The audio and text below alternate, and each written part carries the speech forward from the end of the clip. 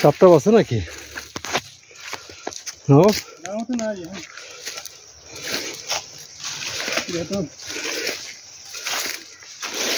জানি না, লোকজনের পদচারণা মনে হয় কম।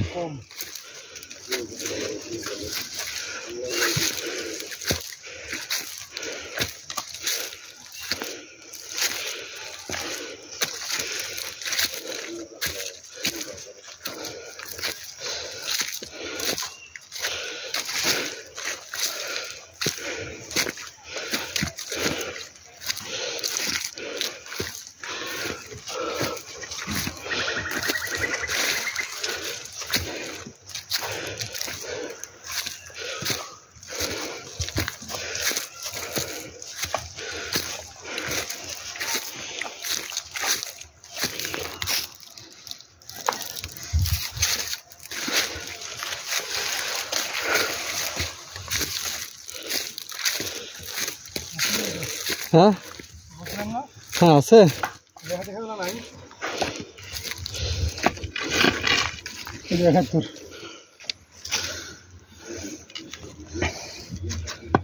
বড় ছিল, কেটে নিয়ে গেছিলাম।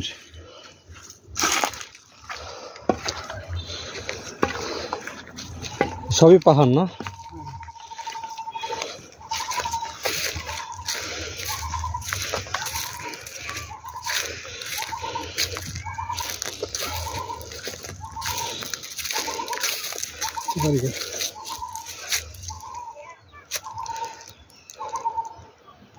গাছপালা হইয়া এখান থেকে ট্রেন যায়, তো আচ্ছা, দেখা যেত ট্রেন।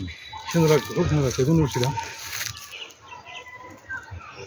এখন তো অনেক ঘনবসতি উঠছে, অনেক গাছ কেটে ফেলছে, অপরিকল্পিত অনেক কিছু।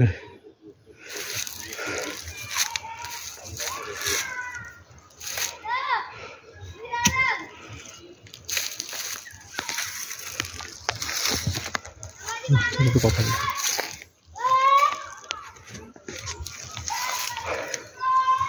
আসসালামু আলাইকুম, সিরাজুল আপু।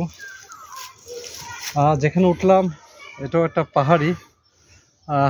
মাহবুব যেটা বললো, ওর ছোটোবেলার স্মৃতি বিজড়িত অনেকগুলো জায়গার মধ্যে এটা একটা। ছোটোবেলায় ওরা অনেক সময় কাটছে। তখন এখানে শিয়াল ছিল, বন্য বিড়াল ছিল, ছোট ছোট কিছু যে বন্য বাঘের মতো কিছু আছে, বন্য বাঘ টাইপের, ওগুলো ছিল একটা সময়। এখন হয়তো অনেক কিছু বিলুপ্তির পথে, জনবসতি গড়ে উঠেছে, গাছপালার পরিমাণটা কমে গেছে।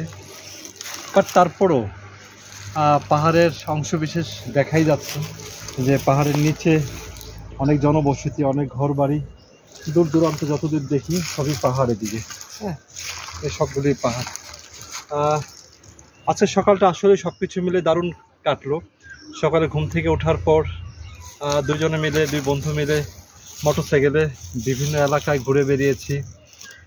বিভিন্ন পাহাড়গুলোতে বা বনগুলোতে, জায়গাগুলোতে, বিভিন্ন জায়গায় যে মেহগনি গাছ, শাল বনের যে বাগানগুলো, এখানে বিভিন্ন জায়গায় ঘুরে বেরিয়েছি। সত্যিই দারুণ। হয়তোবা নতুন কোনো জায়গায় আবার হয়তোবা দেখা পাবে। সেই পর্যন্তই।